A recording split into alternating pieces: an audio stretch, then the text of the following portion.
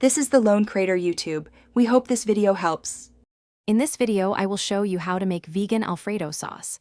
We'll start by gathering our core ingredients. The star of our creamy sauce is 1 cup of raw cashews, which provide that rich, velvety texture. We'll also use 1/2 cup of plant-based milk, like almond or soy, and 1/4 cup of nutritional yeast for that essential cheesy flavor.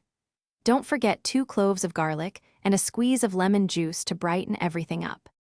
Next, we move to the preparation.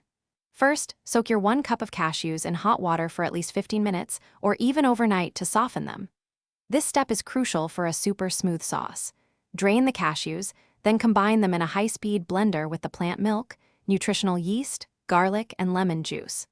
Blend until completely smooth, adding a tablespoon or 2 of water if needed to achieve your desired creamy consistency. It should be thick but pourable. Once blended, gently heat your vegan Alfredo sauce in a saucepan over medium-low heat.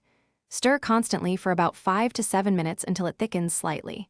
This helps to meld the flavors beautifully. Now is the time to season. Add 1/2 teaspoon of salt, 1/4 teaspoon of black pepper, and taste. Adjust as needed.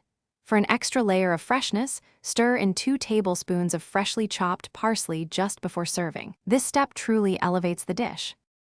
Finally, it's time to enjoy your delicious homemade vegan Alfredo sauce.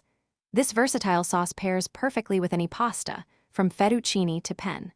For a beautiful presentation and added flavor, garnish with a sprinkle of fresh basil or some vegan Parmesan cheese.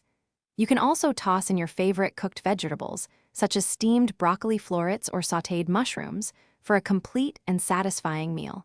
It's a fantastic way to enjoy a classic dish. Plant-based.